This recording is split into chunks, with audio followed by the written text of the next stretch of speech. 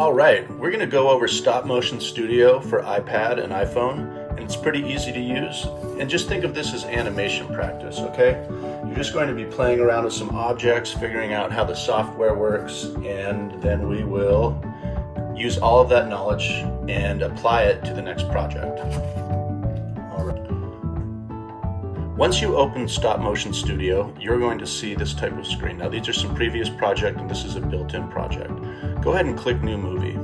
All right, see this little camera up there? Once you tap that, you'll be able to start animating. I'm going to start animating just a real simple object, a Sharpie marker, and then we'll incorporate some paper cutouts as well.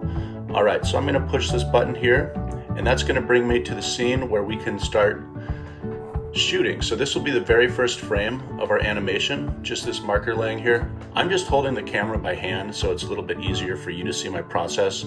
You might end up creating some type of structure or some type of studio space where you are able to hold your camera up by a different means. And it's not always a tripod, it can be a lot of other solutions, but we're going to talk about that later. Let's just get started animating, okay? So, red button takes a photo. Click, there we go. I'm moving the marker just a little bit. I'm making an effort to keep the camera in the same place. If it's off by a little bit, that's okay, because it kind of brings on this other life to the animation that you can't really get through more standard high-tech stop motion animation where the camera never moves at all. So we're just rotating this pen. Now some people say, well, I'd like to be able to have a little bit more control about where the object's placed from frame to frame. If that's what you want, then you can go ahead and go over here. In this area, this is called an onion skin. And the onion skin just means that there's a little transparent layer that exists so you can see the previous frame while you are positioning the next frame. So what I'm going to do is I'm going to bring that down just a little bit. Okay, and so right there, we can see the previous frame. See the ghosty one? That's the previous frame. So what I'm going to do is use that to line up. And then I can see where my previous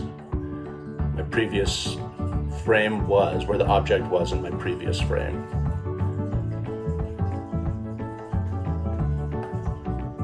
So some people really like that. I think it's a great tool. Oops, I got my hand in the shot. Oh no, what do I do?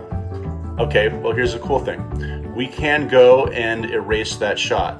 What we need to do is click this little arrow up here, and it's going to take us back to our timeline. Okay, these are all the frames that we shot. So you can kind of get a little bit of a preview how that marker's rotating.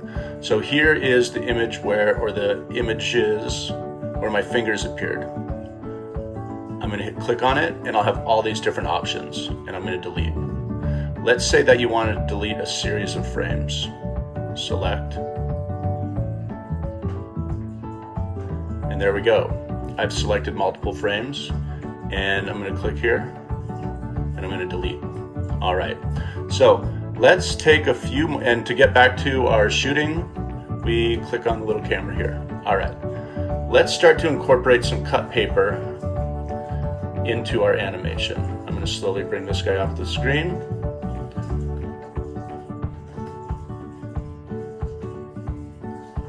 All right. I'm going to slowly bring this fellow in. Okay.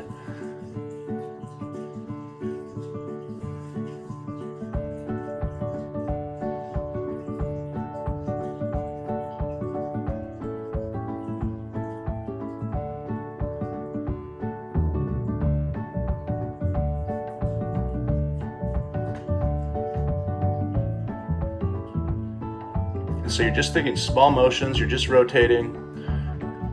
We're going to take a look at another aspect of animation called secondary motion, where we bring in another object or another subject to have in motion at the same time as the main figure in the composition.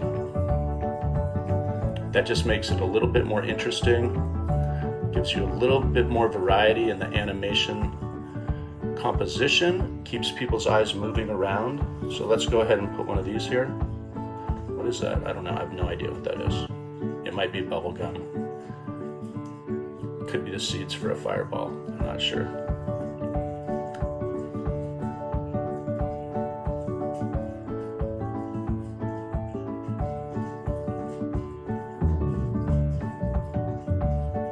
Now, see how my finger kind of bumped that space a little bit? What you can do is use a pencil eraser, okay? And you can move your object like that, okay?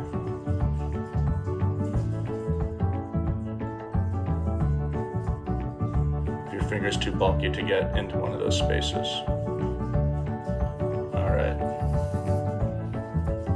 Let's serve up another bubblegum wad here. Do people even chew bubblegum anymore? Is that a thing, or is that for kids? It's not for babies. Babies shouldn't eat bubblegum. I guess no one should eat bubblegum. Babies shouldn't chew it. I don't think babies have the capacity to distinguish between chewing and eating. Okay.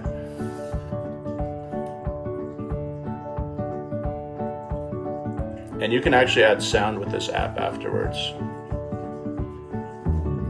I'm already imagining what type of weird sounds this bubblegum's going to make. And then if you just want to pull an object just out of the frame, see how it's up there but it's not in my frame? That way you can switch things out really fast.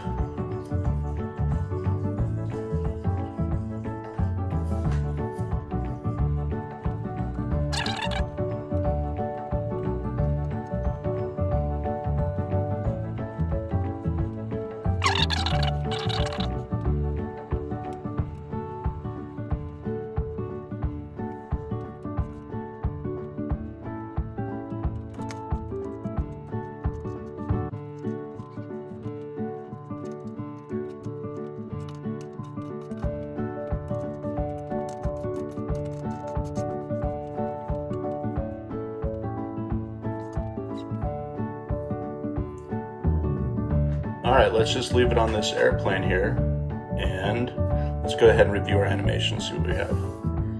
That was just the last chunk of our animation. Now this top part here, we're going to be able to review the entire animation. All right. Let's see how it works.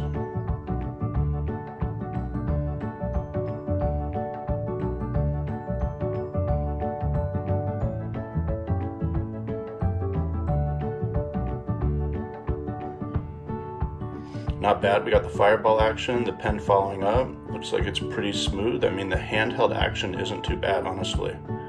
All right, and we end on the airplane. I like it.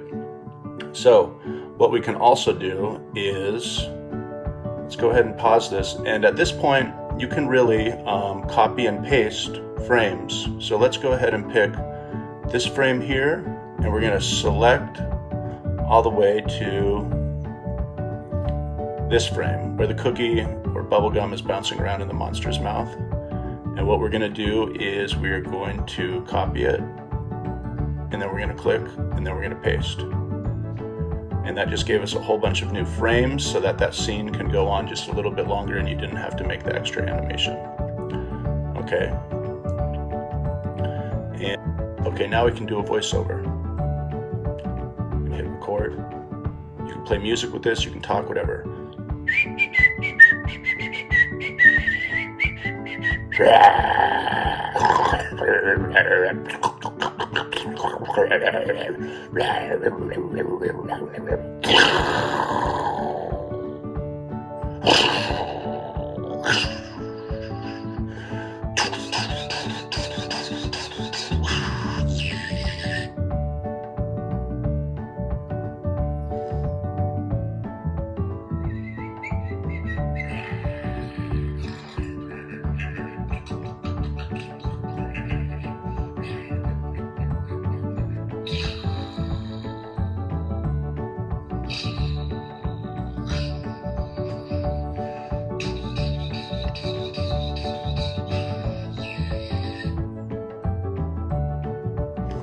All right, and that's pretty straightforward. That's how we make our animation, and throw in a little bit of sound effects real quick. And also keep in mind that the assignment is to animate objects and cut paper in concert in some way, so that you are creating a little bit of a narrative or a nonlinear relationship between the objects, okay? Well, anyway, I hope you enjoy your animation practice. And remember that the app is Stop Motion Studio for iOS. And once you finish up your animation, you'll be able to save it by clicking here. Now we're going to select going to put this little share thing here and export movie, and that'll give you all kinds of options. You can send it you can post it to Instagram, you can send it to your drive. I suggest sending it to your drive, or you can airdrop it to your iPad or laptop. All right, good luck out there.